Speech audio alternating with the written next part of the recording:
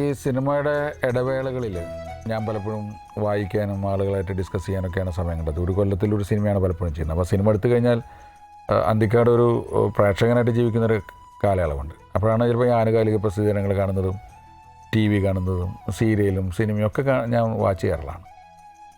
അപ്പോൾ അങ്ങനെ ഒരു സന്ദർഭത്തിലാണ് അപ്പം മനസ്സിനക്കരെ എന്നുള്ള സിനിമയിൽ ഷീല ചേച്ചി വന്ന് ഷീല ഭയങ്കരമായിട്ട് വീണ്ടും മലയാളി പ്രേക്ഷകരുടെ മനസ്സിലേക്ക് കയറി നിൽക്കുന്ന ഒരു കാലം. പിന്നെ വീണ്ടും ചേച്ചി വേറെ പല പടങ്ങളിൽ അഭിനയിച്ചു. ചേച്ചിയുടെ ഒരു ഇൻ്റർവ്യൂവിൽ ചേച്ചി എഴുതി കണ്ടു, മോഹൻലാലിൻ്റെ കൂടെ ഞാൻ ഇതുവരെ അഭിനയിച്ചിട്ടില്ല. ചില കമൻറ്റുകൾ, ചില സൂചനകളൊക്കെ ചിലപ്പോൾ നമ്മളൊരു കഥയിലേക്ക് നയിക്കും. മോഹൻലാലിൻ്റെ കൂടെ അഭിനയിച്ചിട്ടില്ല, എനിക്ക് മോഹൻലാലിൻ്റെ കൂടെ അഭിനയിക്കാൻ ആഗ്രഹമുണ്ടെന്ന് ഷീല ചേച്ചി ഏതൊരു അഭിമുഖത്തിൽ പറഞ്ഞ പാചകത്തിൽ നിന്നാണ് സ്നേഹവീടിൻ്റെ തുടക്കം. പെട്ടെന്ന് എനിക്ക് തോന്നി ഷീല ചേച്ചി മോഹൻലാലിനെ വെച്ചൊരു സിനിമ ചെയ്യണം. അപ്പോൾ ആ കഥയിൽ പ്രണയത്തിനേക്കാളും അതല്ലെങ്കിൽ മറ്റ് സിറ്റുവേഷൻസിനേക്കാളും കൂടുതൽ ആത്മബന്ധമുള്ളത് അമ്മയും മകനും തമ്മിലുള്ള ഒരു റിലേഷൻഷിപ്പ്.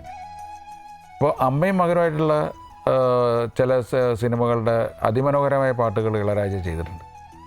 പ്രത്യേകിച്ചും രജനീകാന്ത് അമ്മ എന്ന് അങ്ങനെ പാട്ട് ഉണ്ട്. അപ്പോൾ അങ്ങനെ പല പല പാട്ടുകളിലും തമിഴിൽ അതൊരു വളരെ പ്രകടമായിട്ട് അമ്മയെ പുകഴ്ത്തിക്കൊണ്ട് പാടുന്ന പാട്ടുകൾ പലതും ഉണ്ടായിട്ടുണ്ട്. അത് വൈരമുത്തും വാലിയും ഒക്കെ ഉള്ളതുകൊണ്ട് മനോഹരമായ ലിറിക്സ് അവിടെ ഉണ്ടാവാറുണ്ട്.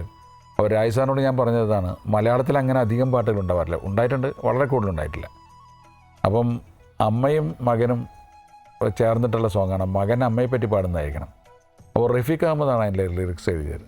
റഫീഖിനോടും ഞാൻ വിളിച്ചുകൊണ്ട് അദ്ദേഹം ഇളയരാജ സാറ് ഇട്ട ട്യൂൺ കേട്ടിട്ട് ജനനിയെ സ്തുതിച്ചുകൊണ്ട്, അമ്മയെ സ്തുതിച്ചുകൊണ്ട് ലാൽ അഭിനയിക്കുന്ന ഒരു പാട്ടാണ്. അത് വളരെ ഭംഗിയായിട്ട് റഫീഖ് എഴുതുകയും ഇളയരാജ ട്യൂൺ ചെയ്തു.